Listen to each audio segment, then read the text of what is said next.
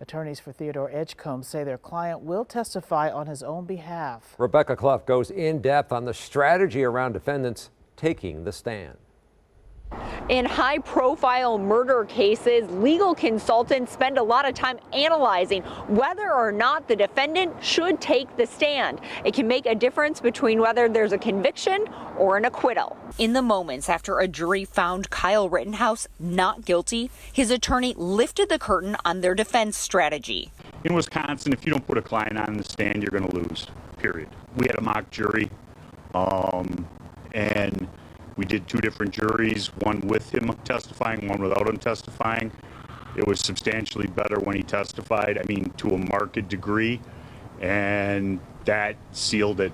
Jury consultant Christina Marinakis says when a defendant claims self-defense, it's important to hear from them directly on why and how they believed their life was in danger. If you're looking into the mind of the defendant, I think it is helpful to have the defendant testify. Attorney and Court TV legal analyst Julia JENAE says even if a jury expects to hear from the defendant, she has seen it backfire, most recently in the Ahmaud Arbery trial.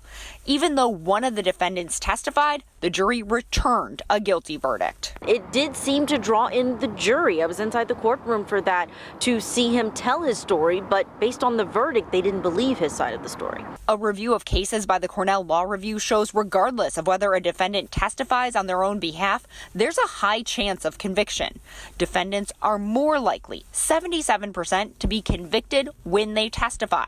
But in cases where a defendant remains silent, 72% of those trials still ended in a guilty verdict. Marinakis says her advice on when to testify comes down to the evidence. There's not a whole lot of evidence and the government's case is fairly flimsy, then we'd probably advise against putting the defendant on the stand simply because the government has the burden of proof. It's always a risk when a defendant takes the stand, not necessarily when they're under direct examination, but once that cross-examination starts, the prosecution can really tear into a defendant's story. Reporting at the Milwaukee County Courthouse, Rebecca Clough, TMJ4 News.